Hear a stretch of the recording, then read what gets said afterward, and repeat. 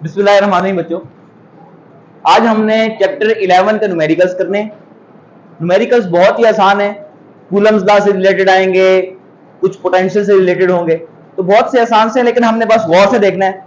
हल्की हल्की ट्रिक्स आती हैं बीच में से, उन्हें अगर हम क्लियर करते हैं तो हमारे लिए बड़ी बात नहीं होगी। पहला न्यूमेरिकल कुछ ऐसे है कि एक आयरन एटम है। आपको पता है आयरन एटम में कितने इलेक्ट्रॉन होते हैं? 26। कितने इलेक्ट्रॉन्स होते हैं? अगर वो एटम है तो उसके न्यूक्लियस के अंदर प्रोटॉन 26 होंगे और साइडों पर कितने इलेक्ट्रॉन्स होंगे? हाँ, वो जो 26 इलेक्ट्रॉन्स है ना बेटा, अपने अपने ऑर्बिट्स पे होंगे, लाजमी नहीं कि एक ही ऑर्बिट में घूमते रहें। क्लियर है कि नहीं क्लियर? अब वो ये कह रहा है कि हमारे पास ये न्यूक्लियस है आयरन एटम का और इसके अंदर 26 इलेक्ट्रॉन्स बैठे हुए हैं।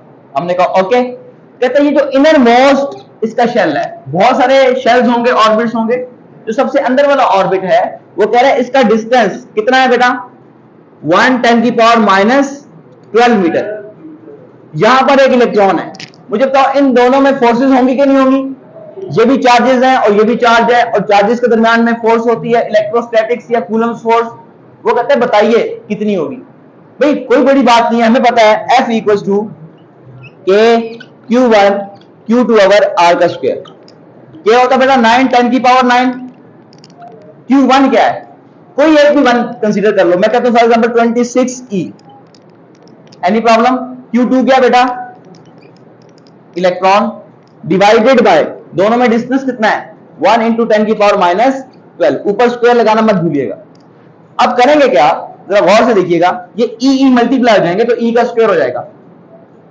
9×10⁻9 एज इट इज 26 ई का स्क्वायर, और ई की वैल्यू क्या होती है? 1.6×10⁻19। 1.6×10⁻19 डिवाइडेड बाय 1×10⁻12 का होल का स्क्वायर। बेटा जब आप इसे सॉल्व करेंगे तो आपका आंसर न्यूटन में आना चाहिए। ठीक है, तो आपको पता चल जाएगा कि आयरन के न्यूक्लियस जिसमें 26 प्रोटॉन्स हैं और जो बाहर इनर मोस्ट ऑर्बिट में आपका इलेक्ट्रॉन है उसके दरमियान में कितनी फोर्स है। क्लियर है? तो ये ऐसे हो सकता है।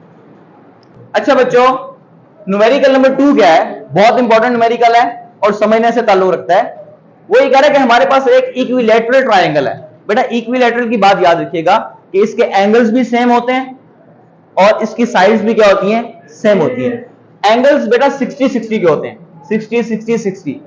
क्लियर है कि नहीं क्लियर? 3 60s मिलेंगे तो 180 जो आपके ट्रायंगल की कंडीशन है वो भी पूरी हो रही है। तो मतलब इन दोनों में भी 60 का एंगल, इन दोनों में भी 60 का एंगल और इन दोनों में भी 60 का एंगल। ये बात क्लियर है?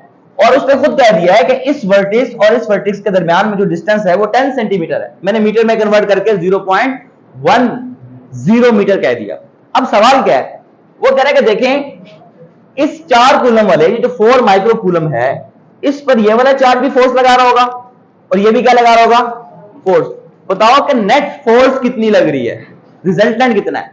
मतलब दोनों धक्का दे रहे हैं ना, ये भी इसे धक्का दे रहा है, ये देखो, ये दोनों रिपेल करेंगे। ये वाला उसे कहेगा भाई उधर जा तुम, कहेगा कि नहीं कहेगा? और ये से अट्रैक्ट करेगा, इसे नीचे लेकर आएगा। तो इस पर ऐसे 2 फोर्सें लग रही हैं। तो वो कह रहा है कि इन दोनों फोर्सेस का रिजल्टेंट निकाल के बताएं। ये बात की बात है, रिजल्टेंट निकालना बात की बात है। देखो ना, रिजल्टेंट का क्या होता है? इस पे कितनी फोर्सेस लग रही हैं? 2। एक ये लगा रहे हैं और एक, फॉर एग्जांपल मैं कहता हूं कि ये फोर्स F1 लगाएगा और ये कितनी फोर्स लगाएगा? F2। तो बेटा इस पे लगने वाली जो रिजल्टेंट F फोर्स है उसका फार्मूला ही आ जाएगा, F1 का स्क्वायर प्लस F2 का स्क्वायर प्लस 2F1 F2 और cos थीटा। इन दोनों फोर्सेस में क्या एंगल है वो यहां पर आ जाएगा। ये इक्वेशन 1 है। तो मुझे क्या कैलकुलेट करना है? मुझे F1 चाहिए, F2 चाहिए और कोई थीटा चाहिए। थीटा की बात बाद में करेंगे, कोई बड़ी बात नहीं है। पहले हमने क्या चाहिए? F1, फिर क्या चाहिए? F2। तो बेटा F1 किन 2 चार्जेस में आप कह रहे हैं फोर्स? Q1 और Q3, क्योंकि इस पे लगने वाली फोर्स आपने देखनी है। हम इन दोनों में चेक करेंगे, क्योंकि ना देखो हमें इस पे चेक करना ना, तो हमने यही फोर्स निकालनी है, फिर ये वाली फोर्स निकालनी है कि ये इस पे कितनी लगा रहा है और ये इस पे कितनी लगा रहा है। फिर हम F1 और F2 की वैल्यू पुट करेंगे और फिर थीटा देखेंगे कि कैसे निकलने वाला है। तो F1 कैसे आएगा? हम कहते हैं F1 is force between Q1 and Q3। Clear है जी? F1 as it is K 9×10⁻9। Q1 कितना है? 2 माइक्रो ऑर्डर 10⁻6। Q2 कितना है बच्चों? 4 10⁻6 डिवाइडेड बाय इन दोनों में डिस्टेंस कितना है भाई? देखो इसके दरमियान में डिस्टेंस, इसके दरमियान में डिस्टेंस, इसके दरमियान में डिस्टेंस, सबके दरमियान में डिस्टेंस सेम है। और कितना है?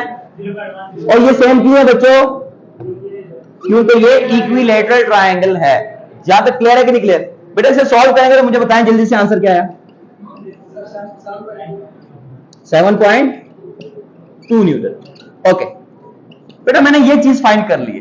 अब क्या फाइंड करना है अब्दुल्ला? क्या फाइंड करना है? F2 किन दोनों के दरमियान में है? इन दोनों के दरमियान में, Q2 और Q3। तो मैं अब कहने लगूं F2 इज फोर्स बिटवीन किन दोनों के दरमियान में बेटा? Q2 and Q3। अब देखिएगा एक बात याद रखें, इसका ये है -3 माइक्रोकूलम। माइनस सिर्फ हम डायरेक्शन के वक्त देखा करेंगे, जब हम कूलम्स लॉ में वैल्यूज पुट करेंगे तो माइनस को इग्नोर करेंगे। मेरी बात समझ आ रही है कि नहीं आ रही? अगर आप माइनस लेकर भी आ जाएंगे तो ऑटोमेटिकली यहां पे स्क्वायर है ना, तो माइनस खा जाएगा, तो लिहाजा माइनस के चक्रों में नहीं पड़ेंगे, हम जस्ट उसका मैग्नीट्यूड पुट करेंगे। क्लियर है कि नहीं क्लियर? तो बेटा F2 क्या आ जाएगा?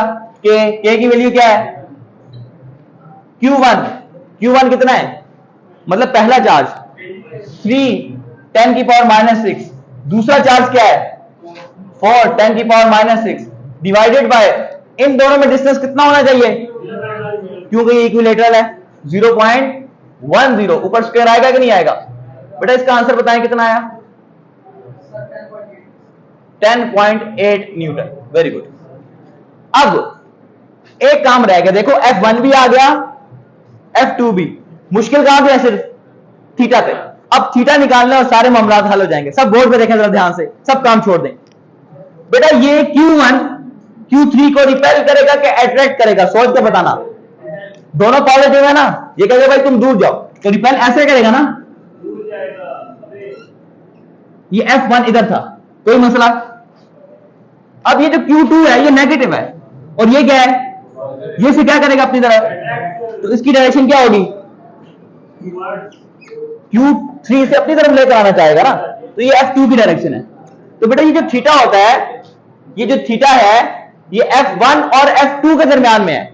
तो F1 और F2 के दरमियान में ये वाला एंगल है बेटा, ये मुझे चाहिए। अब जरा देखो, कोई बड़ी बात नहीं है, कोई बड़ी बात नहीं। एक नजर से देखें जरा, अगर मैं इस लाइन को आगे एक्सटेंड करूं, ये एंगल कितना है कोई बताएगा? 60 है कि नहीं है? मुझे बताओ एक स्ट्रेट लाइन में कितना एंगल बनता है? 180 बनता है कि नहीं बनता? इसका मतलब 60 तो ये हो गया, तो फिर ये कितना बचा? 120। शाबाश, ये कितना एंगल बना? 120। तो बेटा हमने एंगल क्या पुट करना है? ठीक है 120, और इस इक्वेशन में पुट करना है। Putting values in equation 1। अब जरा देखिएगा F equals to square root F1 की वैल्यू लिखवाएं बेटा जल्दी से। 7 पॉइंट ऊपर स्क्वायर प्लस 10.8 का स्क्वायर प्लस 2 7.2, यहां पर 10.8 और cos 120। बेटा इसे सॉल्व करें और मुझे बताएं F कितने न्यूटन आ रहा है?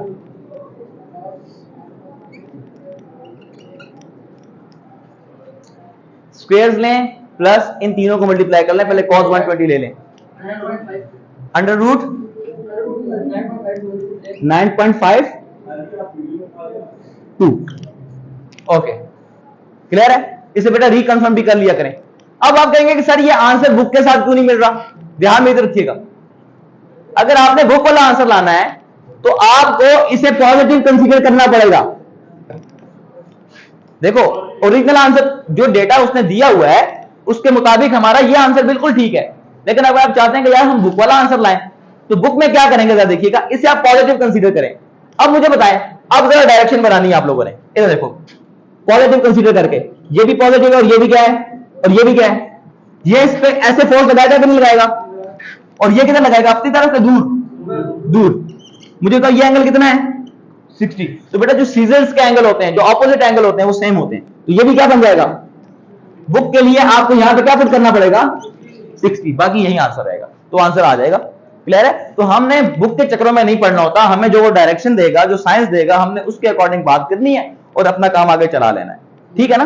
तो ये तो मैंने आपको बताया कि अगर आप बुक के साथ मैच करना चाहें, पेपर में तो ऐसा कोई सीन नहीं होगा। पेपर्स में आपने डायरेक्शंस देखनी है और अपना एंगल पुट कर लेना है, ठीक है।